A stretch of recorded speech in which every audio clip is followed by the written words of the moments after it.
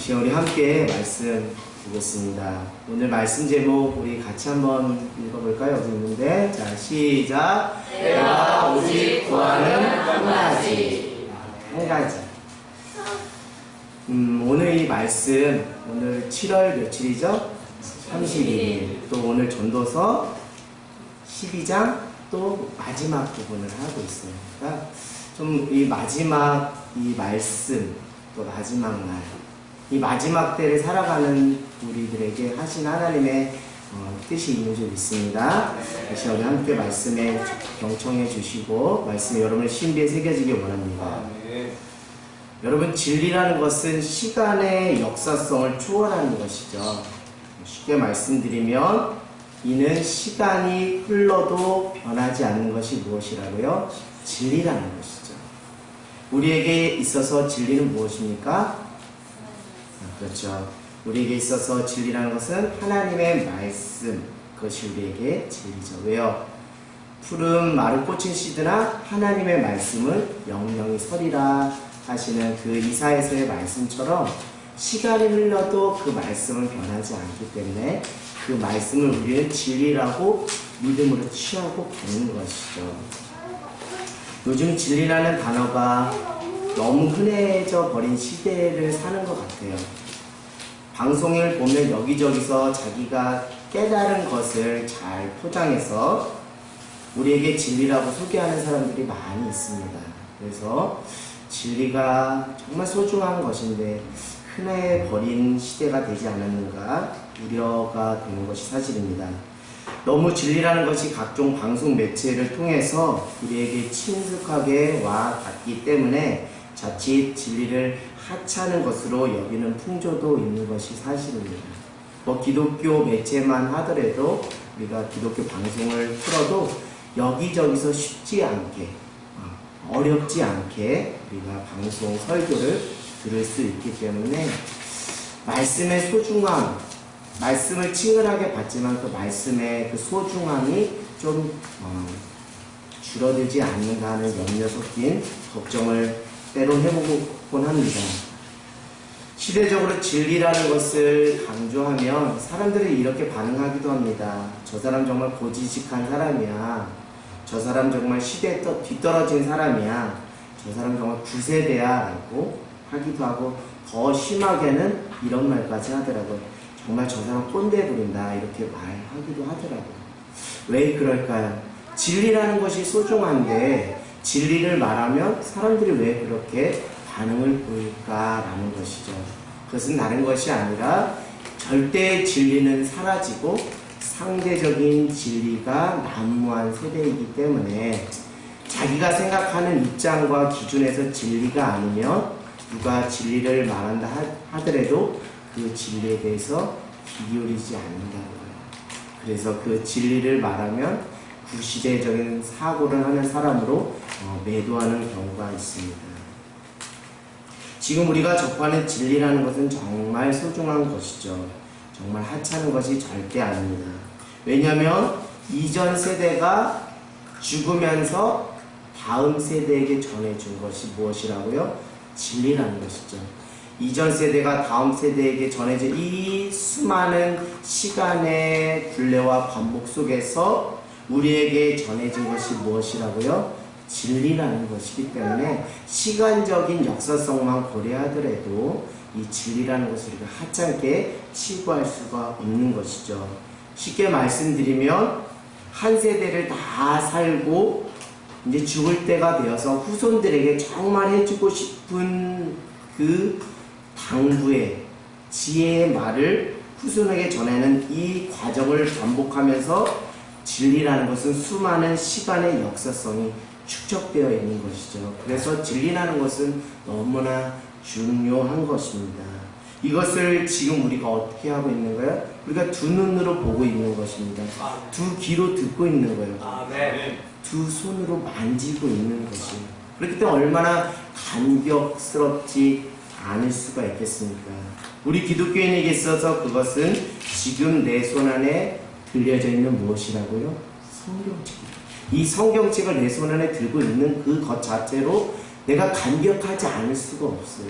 감동하지 않을 수 없어요. 왜요? 그만큼 시간의 그 역사성이 축적되어서 녹아진 이 변하지 않는 진리가 담겨진 책이 성경책인데, 이 성경책을 내가 이 손에 쥐고 있다는 것, 또 우리가 눈으로 보고 있다는 것, 두 귀로 듣고 있다는 그 자체만으로 너무나 감격스러울 수밖에 없어요. 우리가 감격하길 원합니다. 그렇기 때문에 성경에서 말하는 진리를 절대 우리는 가볍게 여길 수 없습니다. 왜요? 이 진리라는 것이 우리에게 올 때 어떤 사람은 그 목숨과 일생을 다 던져서 우리에게 그 성경의 진리를 우리에게 전해 주었기 때문에, 흔히 우리가 알 수 있는 사도 바울은 그의 일평생의 삶을 다 예수께 올인하고 순교하면서까지 우리에게 전해주고 싶었던 것이 하나님의 감동으로 쓰여진 성경 말씀 진리였기 때문에, 이 진리의 말씀을 우리가 절대 가볍게 여길 수 없는 것이죠. 여러분, 전도서는 누가 기록했다고 우리가 흔히 알고 있죠? 다윗의 아들 솔로몬. 솔로몬이라고 말하기 이전에 다윗의 아들 솔로몬. 우리가 수요일날 다윗의 삶을 이제 보고 있죠. 그래서 다윗의 삶을 통해서 다윗이 솔로몬을 낳고 솔로몬이 왕이 된 것이죠. 이 전도서를 기록한 연대가 BC, 기원전 935년입니다. BC 935년에 기록되었습니다. 지금 우리는 몇 년도를 살고 있죠? 기원 후 AD 2019년을 살고 있는 거예요. 그렇기 때문에 지금 이거 숫자를 합산해 보면 이 전도서라는 말씀은 2954년 전에 쓰여진 말씀이라는 거예요. 대략 3000년 전에 솔로몬의 왕이 그 하나님의 감동으로 기록한 이 솔로몬을 우리가 두 눈으로 보고, 두 눈으로 듣고, 두 손으로 만지고 있다는 것 자체만으로도 우리가 감격하지 않을 수 없다는 것이죠. 그래서 정말 감격스러운 시간이 바로 이 시간인 것 같습니다. 특별히 한 나라의 왕으로서 정말 아쉬울 것이 없이 살았던 솔로몬이 우리에게 해주고 싶은 말이 무엇이기에, 얼마나 그렇게 간절하고 길기에 전도서라는 것을 기록하면서 우리에게 말씀을 전했나 생각이 됩니다. 그냥 한 나라의 왕으로 아쉬울 것이 없이 살았기 때문에 별일 없이 잘 먹고 잘 살다가 그렇게 죽었다라고 짧게 기록해도 될 것인데, 솔로몬은 굳이 전도서라는 것, 잠언과 전도서라는 것을 통해서 이렇게 한 나라의 왕임에도 불구하고 이렇게 길게 그 글을, 성경을 기록해왔는지, 왜 무엇 때문에 그가 이렇게 긴 장문의 그 성경을 기록하게 되었는지 우리가 궁금하지 않을 수가 없다는 것이죠. 그가 도대체 하고 싶었던 말이 무엇인가? 특별히 솔로몬은 전도서 1장 2절에서 이렇게 말하고 있어요. 한 나라의 왕으로 부귀영화를 다 누렸던 그가 전도서 1장 2절에 이렇게 말합니다. 헛되고 헛되며 헛되고 헛되니 모든 것이 헛되도다. 우리가 보기엔 도무지 이해할 수 없는 고백입니다. 한 나라의 왕으로 아쉬울 것이 없이 살았던 솔로몬이 이런 고백을 한다는 것은 정말 충격이에요. 한 나라의 왕이 이런 고백을 한다는 것은 충격이에요. 그러니까 오늘날 우리나라로 말하면 우리나라의 대통령이 있잖아요. 대통령이 그 공개적인 석상이나 어떤 매스컴을 통해서 이런 말을 했다고 해봐요. 헛되고 헛되며 헛되고 헛되니 모든 것이 헛되다. 그러면 엄청 깜짝, 전 국민이 깜짝 놀랄 거예요. 지금 솔로몬이 부귀영화를 누리는 솔로몬이 이 고백을 했다는 것은 정말 우리의 뒤통수를 딱 때리는 충격이 아닐 수 없다는 것이에요. 그래서 도대체 솔로몬이 기록한 것이 무엇인지 우리가 집중하지 않을 수 없다는 것이죠. 결국 솔로몬의 고백은 우리에게 충격을 줌과 동시에 솔로몬이 하는 그 고백이야말로 진짜 무엇이 있다? 진정성이 있는 고백이다라고 우리가 받아들일 수밖에 없는 것이죠. 그래서 우리는 오늘 전도서 말씀을 쉽게 간과할 수 없다는 것이죠. 특별히 오늘 말씀 본문은 전도서의 어디 부분에 해당하는 것이죠? 끝부분에 해당하는 거예요. 오늘 7월 31일 7월의 마지막 날 전도서의 또 마지막 부분을 우리가 함께 나누고 있습니다. 대부분의 글이 다 그렇듯이 끝부분에 독자는 자기가 진짜 하고 싶은 말을 저자는 독자에게 하고 싶은 말을 그 끝부분에 강조해서 그 메시지를 전하는 것이죠. 그러니까 전도서의 이 끝부분에 그 전도자 솔로몬이 정말 그 독자에게 하고 싶은 그런 메시지가 오늘 우리가 함께 나눈 메시지이기 때문에 우리가 더욱더 쉽게 여길 수가 없는 것이죠. 여러분, 홀트 양자회 이사장, 세계 선명회 이사장, 대한예수교 장로회 총회장, 한국기독교 공보사 사장, 한국기독교 교회 협의회 회장, 영락학원 이사장, 숭실대학 이사장, 영락교회 목사, 노벨 종교상으로 일컬어진 템플던상을 수상한 이분의 그 성함이 어떻게 되신지 아세요? 한경직 목사님이십니다. 이 그의 경력만 따지고 보면 정말 의리의리한 경력, 기독교계에서 정말 선한 영향력을 끼쳤던 분이 바로 한경직 목사입니다. 교계의 원로와 중진들이 남한산성에 은퇴해서 있던 그 병중에 있던 한경직 목사를 방문하기 위해 방문하였다가 방문자 중 한 분이 모처럼 이렇게 교계의 중진들이 한 자리에 모였는데 목사님 좋은 말씀 한 말씀 부탁합니다 라고 간곡하게 청하자 한경직 목사님은 얼떨이 생각하면서 그 목사님들에게 이렇게 이야기했다고 해요. 어떻게 이야기했냐고요? 목사님들 예수님 잘 믿으세요. 목사님들 예수님 잘 믿으세요. 라고 간곡한 당부의 말씀을 했습니다.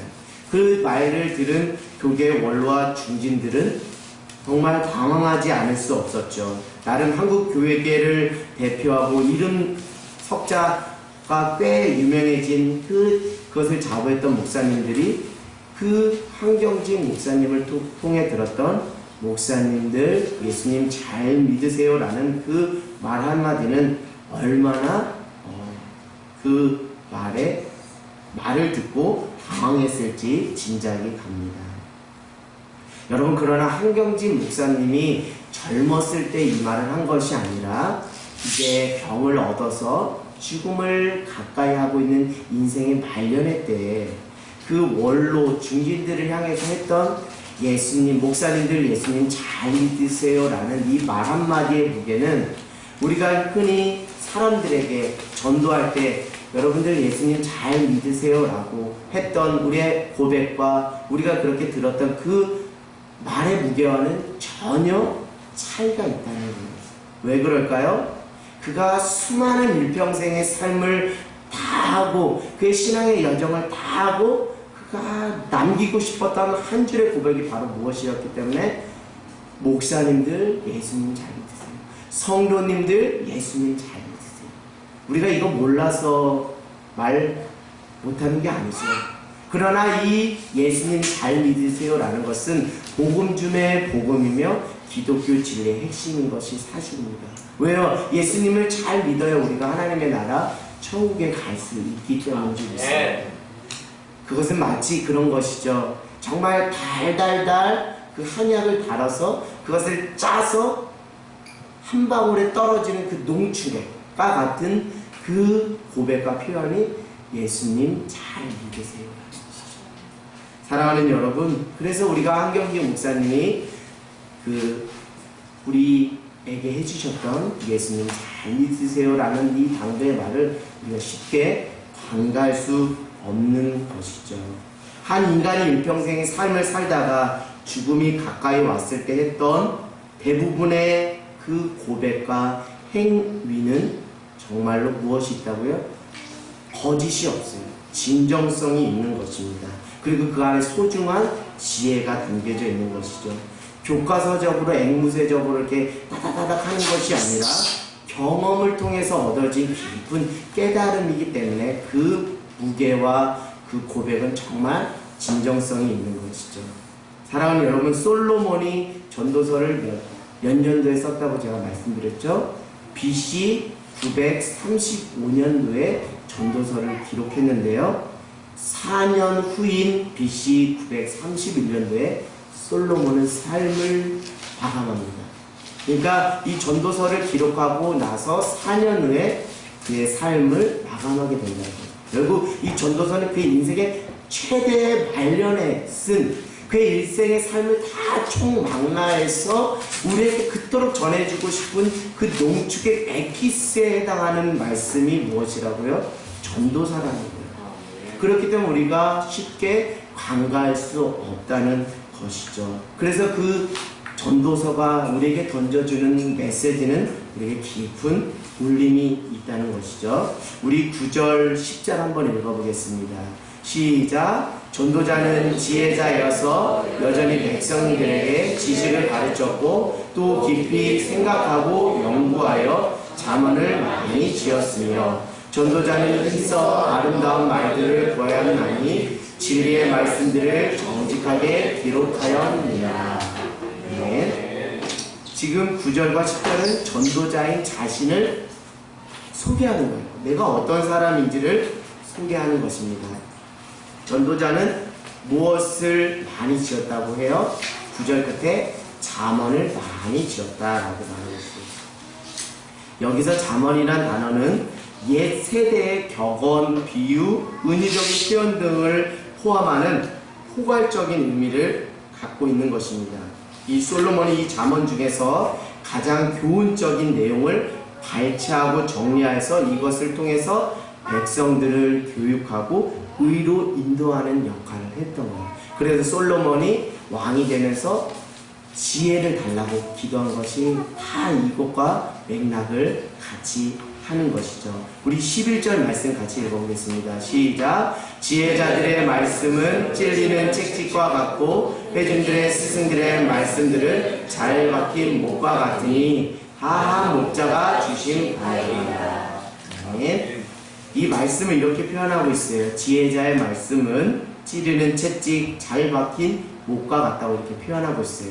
이것은 다른 것이 아니라 말씀을 듣는 자에게 그 지혜의 말씀이 자극을 주어 그로 하여금 올바른 삶을 살게 하며 또한 교훈을 기억하게 한다라는 그런 의미를 가지고 있어요.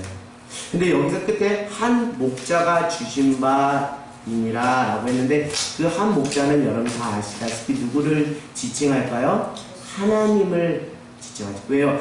지혜의 근본은 누구시기 때문에? 하나님이시기 때문에. 그래서 여기서 한 목자는 하나님을 가리키는 것입니다. 궁극적인 지혜자의 말씀은 누구로부터 오는 거예요? 하나님의 영감에 의한 하나님의 말씀임을 그 지혜자, 그 전도자, 그 솔로몬이 이렇게 고백을 하는 거예요. 우리 12절을 한번 읽어보겠습니다. 시작. 내 아들아 이것들로부터 경계를 삼으라. 많은 책들을 짓는 것은 끝이 없고 많이 공부하는 것은 몸을 피곤하게 하느니라. 이거 어떻게 보면 청소년들에게 가장 위로되는 말씀일 수도 있어요. 공부하는 것이 피곤하니까 이제 공부 적당히 해라 이렇게 우리가 자의적으로 적용하고 해석할 수 있는데 절대 그런 의미가 아니다는 거죠. 책을 가까이 하고 공부를 열심히 해라는 의미를 갖고 있지 그 반대 책을 멀리하고 공부도 적당히 하고 설렁설렁 해라 이런 의미가 절대 아니라는 것이죠. 이것은 다른 것이 아니라 우리에게 책을 쓰고 공부하는 것이 필요 없다는 것이 아니라 솔로몬 개인의 삶의 경험과 연관되어서 나온 지극히 개인적인 차원의 표현인 것입니다. 왜냐하면 솔로몬이 백성을 가르치는 교훈적인 잠언의 내용을 발췌하고 정리하는 것이 결코 쉬운 일이 아니었고 고생스러웠다는 것을 그는 이 표현을 통해서 고백하는 거예요. 끊임없이 어떻게 하면 백성들을 선한 길로 의의 길로 인도할까 날마다 고민했다는 것. 날마다 하나님 앞에 무릎 꿇고 그 지혜를 구하고 또 그 격언과 그 비유들 교훈되는 것을 발췌하고 정리해서 계속 가르치는 이 수고, 이 책을 쓰고 공부하는 이 수고가 쉬운 것이 아니기 때문에 그 아들에게 이렇게 그 수고를 이렇게 빗대어서 피원을 하는 것이죠. 그리고 그 아들에게 이렇게 말합니다. 경계를 가더라. 그것은 다른 것이 아니라 잘못을 저지르지 않도록 조심해라 라고 그의 아들에게 권면하는 것이죠. 참고로 솔로몬은 잠언을 만들었는데 우리 9절에 보니까 전도자는 지혜자에서 여전히 백성에게 지식을 가르쳤고 또 깊이 생각하고 연구하여 무엇을 많이 지었다고 그래요? 잠언을 많이 지었어요. 누가 지었다고요? 전도자인 솔로몬이 잠언을 많이 지었는데 몇 개의 잠언을 지었냐면 3,000개의 잠언을 지었다는 거예요. 그러니까 단순히 그냥 어디서 교과서적으로 그냥 뺏겨서 그냥 카피하는 수준의 그것이 아니라 수많은 격언과 비유와 포괄적인 은유를 담은 이 내용들을 다 자기가 공부하고 소화해서 자기 것으로 기도하면서 3,000개의 잠언을, 그 얼마나 수고가, 정신적인 노동이 얼마나 크겠습니까? 그렇기 때문에 그 아들에게 이렇게 하는 거예요. 그 너무 공부를 많이 하지 말아라 라고 자기 개인의 경험을 비춰서 말하는 것이, 다음 세대 친구들 공부 열심히 하셔야 돼요. 책을 가까이 하셔야 됩니다. 자, 우리 13절, 14절이 핵심 키워드입니다. 우리 같이 교독하겠습니다. 이래 결국을 다 들었으니 하나님을 경외하고 그의 명령을 지킬지어다. 이것이 모든 사람의 본분이니라. 하나님은 모든 행위와 모든 은밀한 일을 선악간에 심판하시니라. 13절, 14절이 전도서의 마지막 농축의 에기스예요. 우리에게 진짜 해주고 싶은 솔로몬의 한마디가 바로 13절, 14절에 나와 있다는 것이죠. 13절에 이렇게 말하고 있어요. 이래 결국을 다 들어보았지만, 다 들었는데, 이 표현은 어떤 것입니까? 앞으로 더 많은 일에 대해서 더 많은 연구를 하여 더 많은 논의를 한다 하더라도 결론에는 변함이 있다 없다? 없다는 거예요. 그 결론이 무엇이죠? 하나님을 경외하고 그의 명령을 지킬지어다. 이게 결론이에요. 그 솔로몬이 일평생의 삶을 다 살아보고 부귀영화를 다 누려보고 아쉬울 것이 없이 다 살아봤지만 잠언을 지어보고 책을 가까이 하고 연구하고 또 지혜를 구하고 짜고 다 해봤지만 결국 우리가 얻을 수 있는 한 가지 결론은 우리의 인생이 하나님 앞에서 어떻게 된다고요? 하나님을 경외하고 그 명령을 지키는 것이다. 이것이 무엇이라고요? 모든 사람의 가장 최고의 가장 분명한 중요한 본분이라는 것이에요. 왜 이렇게 말하는가? 14절에 이렇게 나오고 있어요. 우리 14절 같이 한번 다시 읽어볼까요? 시작! 하나님은 모든 행위와 모든 은밀한 일을 선악간에 심판하시니라. 왜 이렇게 하나님을 경외하며 그의 명령을 지켜야 하는지, 그것은 무엇이죠? 하나님은 창조주이시지만 동시에 무엇이죠? 심판주로 우리에게 서서 우리의 모든 행위와 음물한 일들을 어떻게 하기 때문에 심판하시기 때문에 우리가 정말 다른 거 다 만사 제껴놓고 한 가지 여러분 놓지 마십시오. 하나님을 경외하고 그의 명령을 지키십시오. 그것을 말합니다. 사랑하는 우리 다음 세대 친구들, 또 우리 하늘땅교회 성도님들, 많은 것들을 우리가 쫓아갑니다. 또 많은 것을 쫓아가지 않으면 안 될 수밖에 없는 사회적 구조적 시스템이 있긴 있어요. 그러나 우리가 신앙적으로 한 가지 놓지 말아야 될 것, 솔로몬이 말한 그 고백입니다. 하나님을 경외하고 그의 명령을 지켜라. 왜? 우리가 나중에 심판주 되신 하나님 앞에서 우리의 모든 행위와 은밀한 중에 했던 모든 것이 다 하나님 앞에서 평가받는 날이 오기 때문이다 라고. 이것을 언제 기록했다고요? 그가 죽기 전 4년 전에, 죽기 4년 전에 기록했다. 이것을 우리가 쉽게 간과할 수가 없다는 거예요. 제가 더 많은 부연 설명을 하지 않아도 여러분이 이미 이 솔로몬의 이 한 줄의 고백이 여러분의 삶에 큰 울림이 될 줄 믿습니다. 솔로몬이 우리에게 이 말씀을 통해서 구체적으로 우리에게 말을 건네는 것이죠. 첫 번째 뭡니까? 하나님을 경외하고 그 명령을 지키는 것이 무엇이다? 사람의 본분이다. 아멘. 여러분 이거를 잃어버리지 않기를 원해요. 신앙생활 하다가 길을 잃어버려요. 인생을 가다가 길을 잃어버려요. 다른 데서 길을 잃는 것이 아닙니다. 하나님을 경외하고 그의 명령을 지키는 것. 일전에 우리 목사님이 말씀하셨어요. 하나님 앞에서 섰을 때 두 부류로 평가된다고. 한 부류는 뭐다? 말씀을 끝까지 지키고 순종한 사람. 한 부류는 뭐다? 말씀을 버린 사람. 불순종한 사람. 두 부류로 나눠. 그와 맥락을 같이 할 때 하나님을 경외하고 그 말씀을 끝까지 지키는 것. 그것이 정말 중요하다는 것이죠. 두 번째, 우리는 나중에 누구 앞에 선다는 거예요? 하나님 앞에 서서 우리의 모든 행위와 은밀한 일들이 무엇 받는다는 거예요? 심판받는 거예요. 그것이 우리에게는 곡하는 날이 아니라 구원의 날, 기쁨의 날, 영생의 날이 되기를 주님으로 간절히 소망합니다. 아멘. 그렇다면 오늘을 살아가는 우리에게 솔로몬이 크게 두 가지 맥락으로 우리에게 말한 이 솔로몬의 정말 진정성 있는 당부를 저는 구체적으로 몇 가지 나눠서 여러분께 말씀드릴까 합니다. 첫 번째, 너가 붙잡고 있는 것이 무엇인지 알라는 것이죠. 너가 지금 무엇을 붙잡고 살아가냐? 너 지금 무엇 붙잡고 살아가는 인생이냐? 라고 우리 스스로 질문을 던지라는 것이죠. 단순히 썩어 없어질 것에 마음을 두고 그것에 근심하면서 살아가고 있지는 않은지, 영원한 것을 사모하며 살아가고 있는지 그것을 점검해보라. 썩어질 것을 붙잡습니까? 영원한 것을 붙잡습니까? 결국 썩어질 것에 마음 두지 말고 영원한 진리, 영원한 말씀에 우리의 인생의 방향을 두고 살아가라고 솔로몬이 인생 말년에 진정성 있게 우리에게 당부의 말을 하는 것이죠. 두 번째, 무엇입니까? 늘 인간은 유한한 존재라는 것을 인식하라는 것입니다. 날 때가 있으면 언덕할 때가 있다는 거예요. 죽을 때가 있다는 것을 늘 잊지 말라는 거예요. 이 어린 꼬맹이서부터 그 인식을 하고 살아가는 거예요. 날 때가 있으면 죽을 때가 있다. 그것은 인간은 어떤 존재라는 건 유한한 존재다. 피조물에 불과하다. 그렇기 때문에 누구를 의지해야 되나? 창조주 대신 하나님을 의지하며 살 수밖에 없는 연약한 존재다 하는 것을 늘 인식하고 자학하며 겸손하게 무릎 꿇고 기도하며 살아라는 것이죠.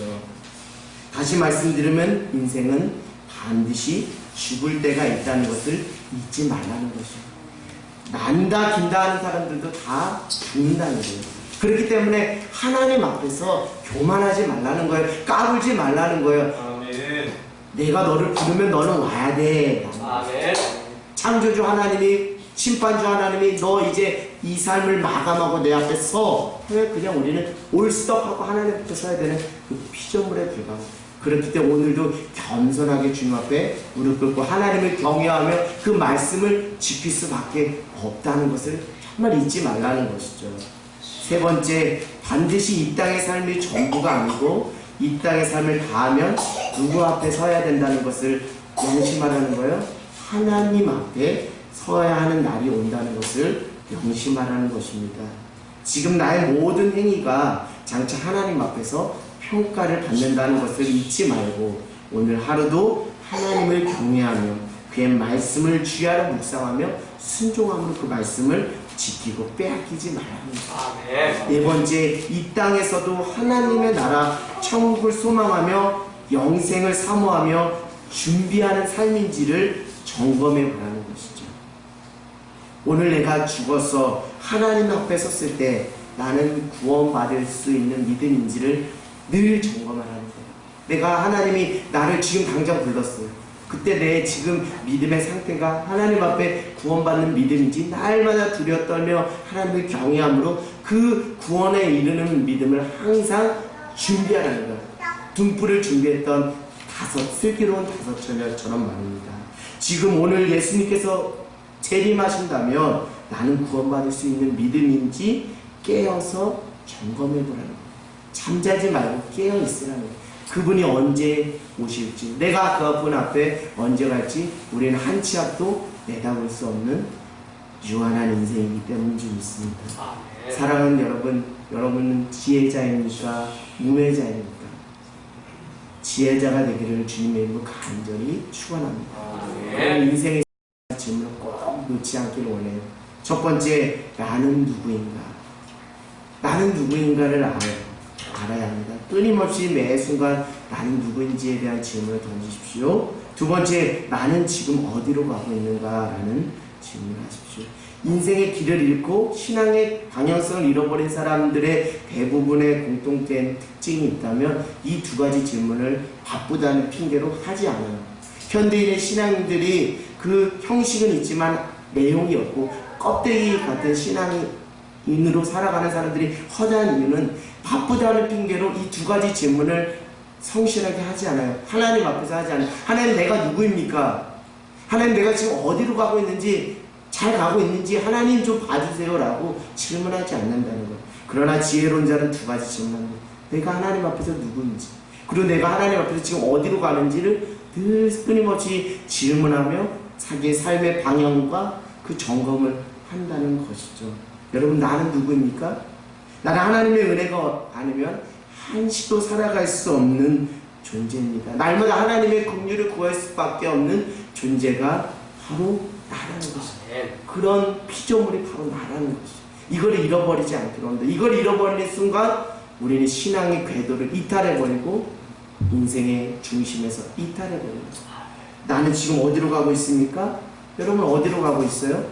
죽음을 향해서 가고 있습니까?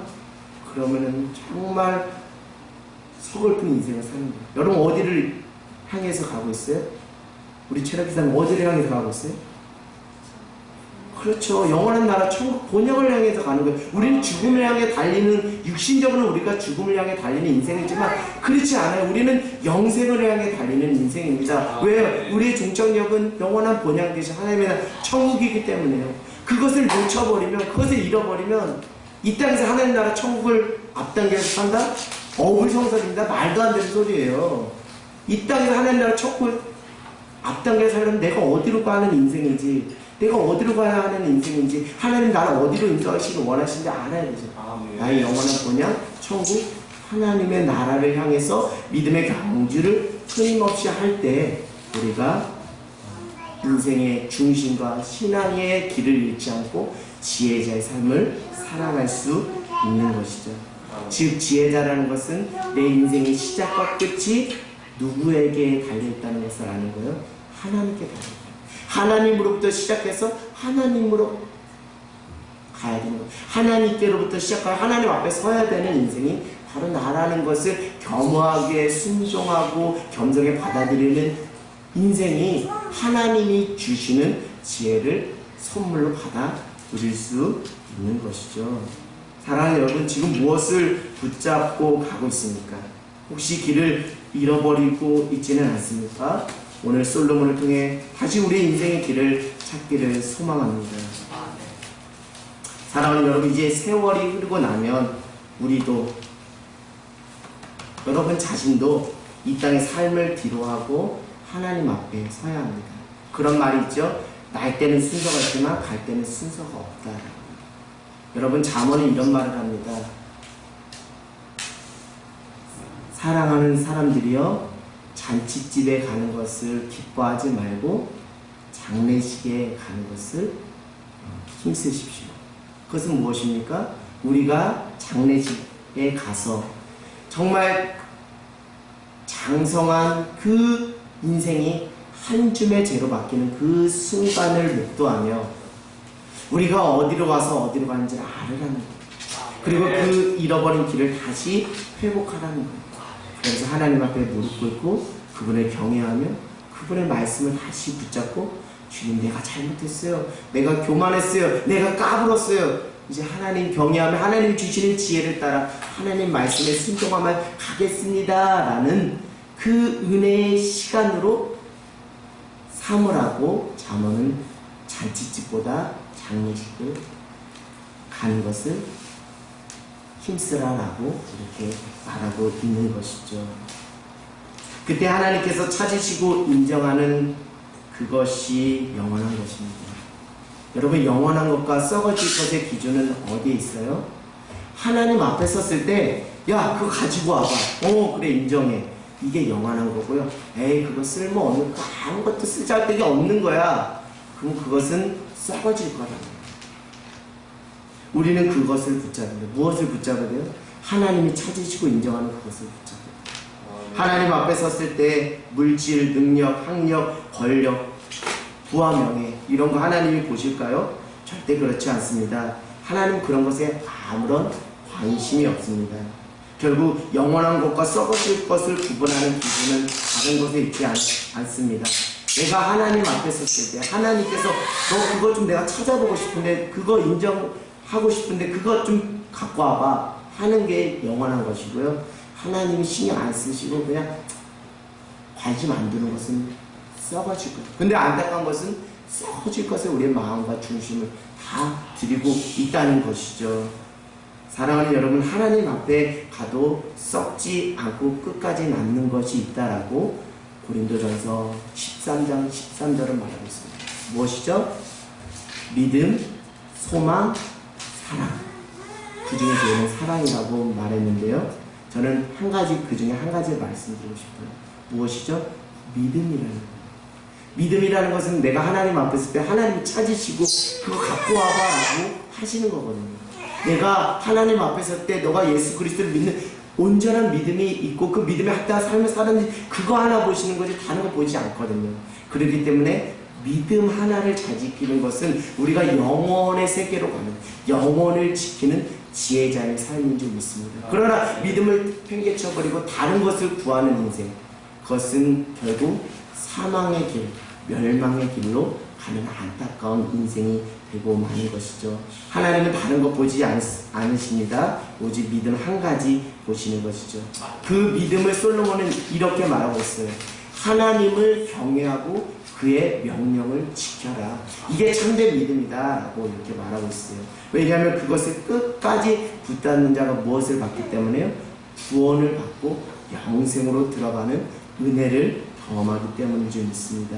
왜 믿음을 끝까지 붙잡아야 되죠? 그것은 유한한 인간의 존재가 하나님이 인정하는 믿음을 통해 하나님과 같이 어느 세계로 들어갈 수 있는 특권, 영원한 세계로 들어갈 수 있는 존재, 영생의 복을 누릴 수 있는 그 은혜를 주시기 때문에 끝까지 믿음을 지키는 것. 다른 것이 아닙니다. 하나님을 경외하는 것. 그리고 하나님의 말씀을 순종함으로 지키는 것. 그것을 지금 솔로몬이 3000년 전에 그의 인생을 다 살아보니까 이것 하나 중요하다라고 하면서 우리에게 전해주는 것이죠. 사랑하는 여러분, 이 땅의 삶이 영원하다고 생각하십니까? 그것은 정말 어리석은 것입니다. 이 땅의 삶은 잠시 잠깐입니다. 모든 것을 다 내려놓고 하나님 앞에 서야 하는 날이 있다는 것이죠. 그 날을 늘 기억하며 이 땅에서 영원한 세계를 꿈꾸며 영생의 복을 준비하는 것이 가장 지혜로운 사람입니다. 여러분 모두 이 땅에서 영생의 복을 준비하는 인생이 되기를 기도합니다. 끝으로 솔로몬은 잠언 1장 7절을 통해서 여호와를 경외하는 것이 무엇의 근본이라고 했어요? 지혜, 지식의 근본이라고 고백할 정도로 여호와를 경외하는 삶을 살았어요. 근데 그가 젊었을 때 그 신앙의 길을 이탈했던 적이 있었습니다. 하나님께서 주신 그 지혜, 하나님이 주신 그 선물에 너무 취해버린 나머지 누구를 잃어버린 거예요? 하나님을 잃어버렸어요. 하나님이 허락해 주신 부와 물질, 명예, 권력, 그 지혜를 하나님이 주셨음에도 불구하고 그 하나님이 주신 선물에 취해버려서 하나님을 잃어버리는 안타까운 삶을 살았어요. 그래서 결국 그는 또 우상숭배도 하였습니다. 그것은 무엇이죠? 선물을 주신 하나님을 기억하지 못하고 선물에 너무 취해버렸기 때문입니다. 사랑하는 여러분, 하나님의 은혜로 여러분에게 주어진 많은 선물이 있을 줄 믿습니다. 그 선물에 너무 취하지 마십시오. 그것을 주신 그분을 기억하십시오. 누구시죠? 하나님이십니다. 지혜를 구하지 마십시오. 지혜를 주신 하나님을 경외하십시오. 할렐루야. 솔로몬이 이것을 놓쳐버렸던 거예요. 그래서 그가 화랑방탕하게 부와 명예를 누리면서 살다가 인생 말년에 죽음을 앞둔 그 4년 전에 그렇게 말한 거예요. 내가 실수투성인 내가 지금 한평생 삶을 살아보니 하나님을 경외하며 그의 명령을 지키는 것 외에 다른 것이 없더라 라고 이렇게 말하는 것이죠. 사랑하는 여러분, 솔로몬은 우리에게 말합니다.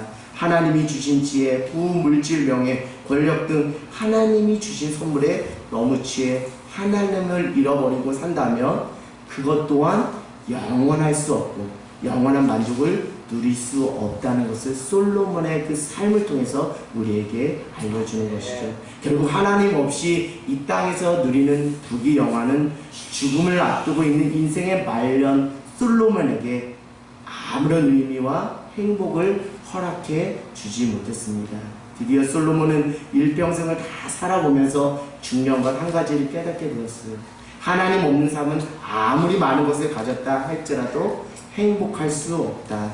하나님 안에 거하는 삶, 하나님을 경외하며 하나님의 말씀을 지켜 행하는 삶이야말로 이 땅에서 누릴 수 있는 진정한 행복이며 그것이 우리에게 영생의 복을 가져다 준다는 것을 다시금 깨닫게 해주는 것이죠. 말씀을 마치겠습니다. 사랑하는 여러분, 지금 여러분이 구하는 오직 한 가지, 그것은 무엇입니까? 썩어질 것입니까? 영원한 것입니까?